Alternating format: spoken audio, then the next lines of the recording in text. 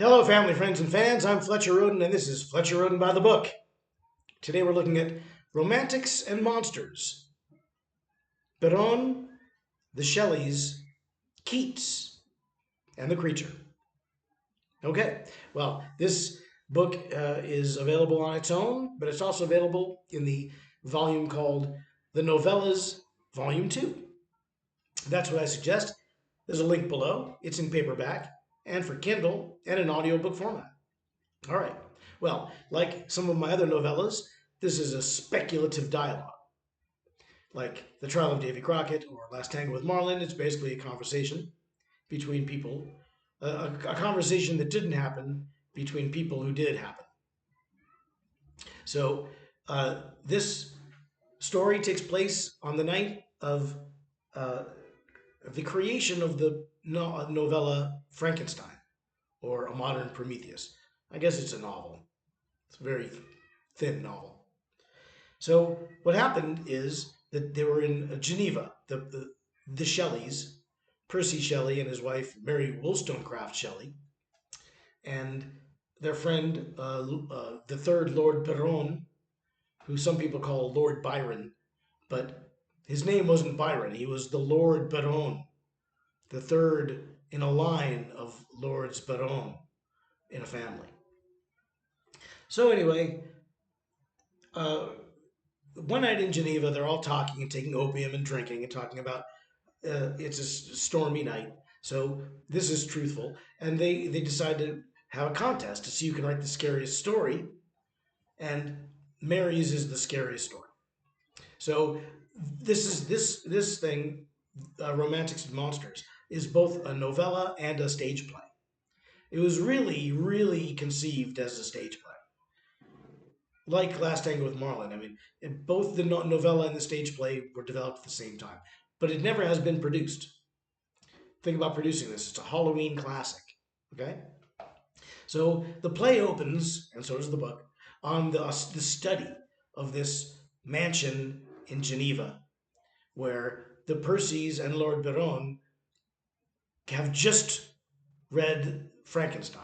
There's another person, uh, Dr. Pretorius, who is stoned out upstairs asleep because he doesn't fit into the play, but he's there factually.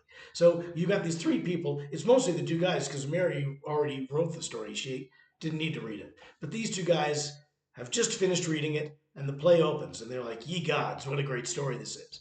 And they're talking about it, and they're drinking, and they're smoking opium. And what happens? The creature from the book appears in their living room, in their study, and they all see it. They all talk to him, and it talks back to them. And in Act One is that night in Geneva, where the creature asks the same kind of uh, existential questions that he asks in the book, because he's an existential character. So having a chance to address these three intellectuals, he asks, well, what is life? What is love? What is it to be a person? What is it to have an identity? You know, all the things he faced in the book, he now asks these intellectuals, and they dance around the notions, and they talk about naturalism and atheism, which is a very brand new concept, and and things of that sort. So in Act One, the creature has questions about the nature of life, and Mary and the other two try to answer these questions. Okay, Act Two in the play, or Part Two in the book, is Act Two has several scenes, and it's the death of each character,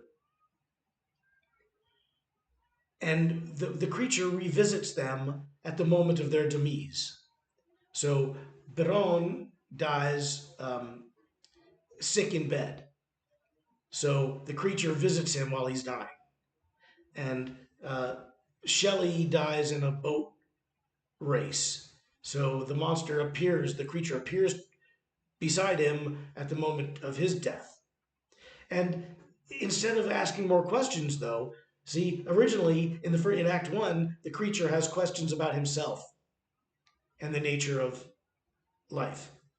But in Act Two, he comes back to each one in turn with answers to their lives, not his own. He comes back and tells each character where they screwed up in life, basically. Because in the interim, he's figured out, he's answered his own questions.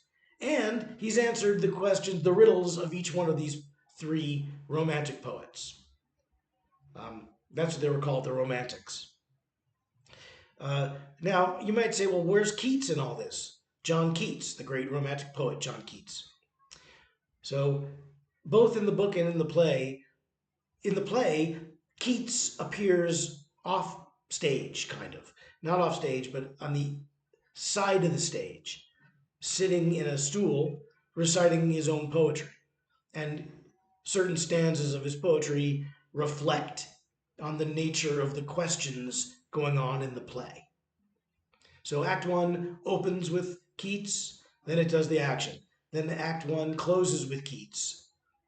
And there's just the barest interaction between the Keats as like the Greek chorus and the three the four characters, I should say, in the play. And then in Act Two, because Act Two has several scenes, Keats appears between each scene.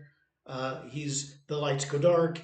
The light hits him on the side of the stage. He's doing one of his soliloquies, basically while the hands are changing the sets for the play. So he visits them each in turn in Act Two. The last one he visits is the last one who dies, who's Mary, his creator, Mary Shelley, and he comes to her, and they have a very dramatic scene because he loves her. He doesn't really care about. He doesn't. The creature doesn't like either Percy Shelley or Lord Byron. He has no. He has no time for either one of those fops. But Mary is his mother creator. And like in the childhood way that the creature has, it's a good character, he loves her like a mother. And when she dies, he's there at the moment of her death. And I don't want to spoil it, but it all comes around to the end of the book, Frankenstein. So it'd be a great play. It'd be expensive because the sets would be expensive. And the lighting and the costumes and the creature, it would be expensive.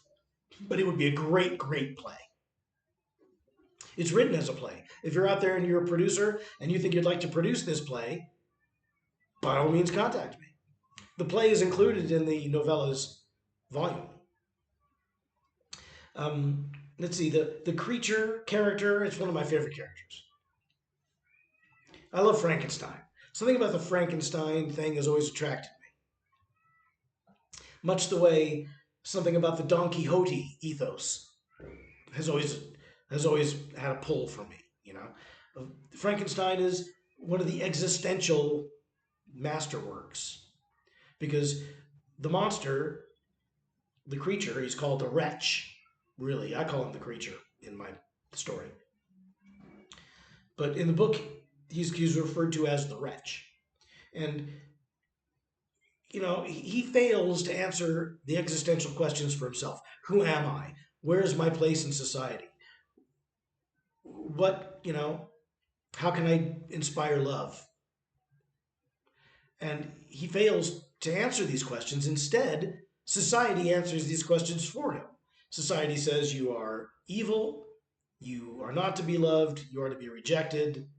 So even his own creator will not give him a bride because he has that much disdain for him. And so the monster says, well, if I'm going to be perceived as a monster, then I'm going to act like a monster. And a monster he is. And a monster he becomes. But he's not at the moment of his creation, he's a blank slate. And he fails to answer these questions of who am I, what am I. Instead, he allows society to answer them, and he has to live with those answers. And it just goes to show you, we all must answer the existential questions for ourselves. That's what Victor has to do in the book Frankenstein. That's what the wretch has to do. That's what the captain who hears the tale has to do. That's what we as readers have to do. You know, that's just part of it. So, I hope that this book inspires is provocative of these notions in the readers. What is religion? What is a soul? What is God? What is love? These questions all come out because the monster, the creature, wants to know. And then in the end, when he comes back to these three and tells them the answers to their own lives that they never even thought to ask, and it's a good way to learn about these people because they had pasts. Percy Shelley had a past before he married Mary, who was many years his junior and like 16 when they got married. Granted, it was the 1800s, but she was still considered very young. um, he had another wife. There's a lot to the story of behind Frankenstein that you don't know. Now right now Frankenstein's having a moment. The Del Toro had a movie. Um, there was a TV show not long ago about the world of Frankenstein and Dracula, the Wolfman, and all Von Helsing, and all these people interacting. I think Penny Dreadful was it, or something like that. Um, you know, Frankenstein is continuously interesting to people, and hard it's hard not to sympathize, And then in the great Universal pictures that had Karloff as the creature, they were great. Not all of them, varying quality, of course, but the essential character is it speaks to us all. It speaks to us all, and this story speaks to us all. Now, this book is a great read. It's fun. It's fast moving. It'd be a great holiday read. I know there aren't a lot of holiday books. There are some. There are a lot, actually, now that I think about it. Not as many of them are Halloween, but there are a lot of them. So if you're into something this Halloween, you want to check it out, why don't you do that? It's also a great, great play. I wish somebody would produce the play. I just don't have the money or I don't live in America anymore. And I just don't see myself doing it as a play. I suppose it's possible, but at this time in my life, I'm kind of semi-retired, and so I kind of have forsworn any more big productions. No more plays, no more big productions like that. But you never do know. I would do it if given the chance. And if other people have an interest, I suggest they do it. So check it out, Romantics and Monsters. There's a link below, in paperback, Kindle, audiobook format. There are excerpts in the back of the books, so you really get your money's worth. Won't you enjoy this? I hope you do. Also, you can tune in again for another edition of Fletcher Rhoden by the Book. That's coming up. And there's Fletcher Rhoden track by track, which goes through my records track by track and discusses the qualities of each song, giving you the opportunity to reconsider them. I've got a lot of music be scheduled for release between 2025 and 2030, an entire 5-year run. So if you haven't been watching those, check it out. Check out my new music and my analyses thereof, and of the music which is forthcoming, and the analyses thereof. So enjoy it. Thanks for spending some time with me. Check out my book, Romantics and Monsters. Tune in again. And until then, bye, Mary.